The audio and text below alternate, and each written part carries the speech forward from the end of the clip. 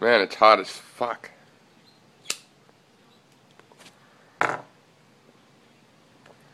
It's terrible now that I'm an early riser. I wake up at 6 even though I went to bed at like 3:30 or no, it was after 4. I was able to force myself to stay in bed, but it is so freaking hot.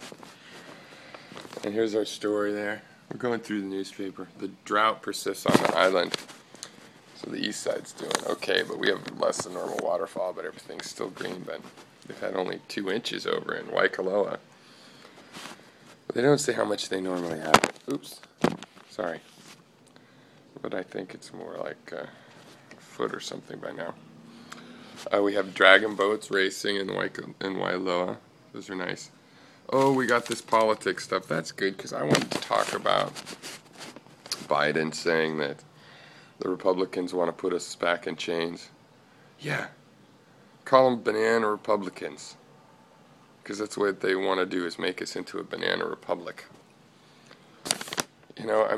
What do we think's going to happen? And they're arguing over the taxes, and Romney comes out and says, well, I reviewed my taxes. I paid at least 13% every year for the last 10 years. What? Why the fuck am I paying 30% taxes? And his biggest issue is, we rich people need to pay less tax. That's job number one. Say what? I imagine that he is making ends meet with that. It's ridiculous. It's like, well, because rich people need more money because then we'll give it back to other people quicker. Yeah, right. And we're the only people that know how to create jobs in Mexico. Let's see what else we got here. Tonight Show had to cut people, but good old Jay Leno took a pay cut so they didn't have to cut as many. Got bought by Comcast. Oh, I figured out why my United trip was so bad. They evidently merged with Continental, my least favorite airline of ever. Because when I was a kid, I found a big giant packing staple in my salad. They offered me another salad. And they have this little story of Isuzu and GM are recalling SUVs. I don't know if that's related. Isuzu and GM, I guess I'm not paying attention to that stuff. Obama is calling for aid to teachers. Of course, they're arguing over Medicare. They both want to save Medicare. Oh yeah, there's a... well, I went back a little bit. We're covering the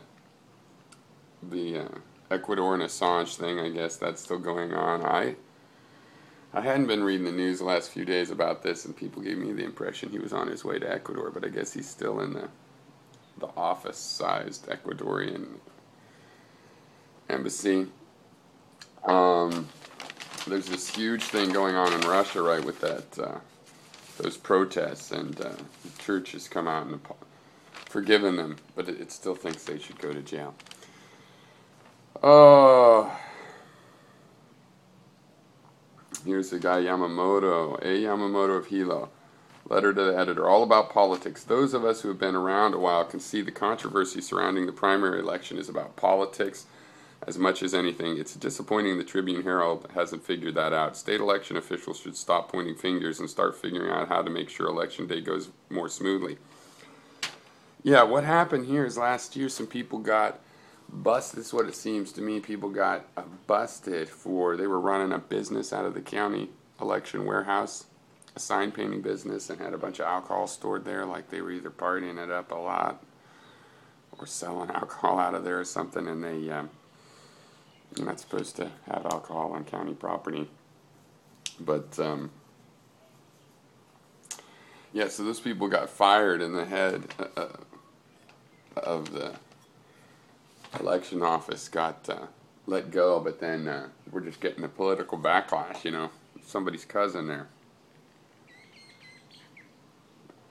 So our county clerk is getting kerbashed every day in the paper front news, all kinds of things, big scandal about some of the polls opening late. And, yeah, well, part of the reason is because this woman that was let go, and put on administrative leave, and then she was brought back on administrative leave with pay, and she'll get all her back pay if she's reinstated. That is the live-in girlfriend of the former state election head of the elections department in the state, and the current election head is friends with him and worked for him. Was hired by him, and looks like a big, looks like our political machine that we cleaned up a little bit in the last 15 years. Isn't going to go away easily. George Will has an editorial. I didn't read this yet. It is George Will after all, but yeah, let's just not bother with that. Talking about science being under threat, and New York Times News Service, James Carroll, talking about how Paul Ryan doesn't believe in funding science. It's just ridiculous that Paul Ryan is their policy wonkish type guy. I mean, the guy wants to destroy all this infrastructure, and it's like people are just doing their stupid thing of like, that sounds good. It's like, well, maybe you should do the math and follow the numbers of what goes away. Learn some history of what happens when we just leave, stuff up to charity and people and chance. There's gaps in that kind of system. Maybe do a little bit of thinking about engineering and whether they would just rather, it's much cheaper just to have a bunch of guys go build a bridge out of, dirt and twigs. But do you really want to drive across that every day?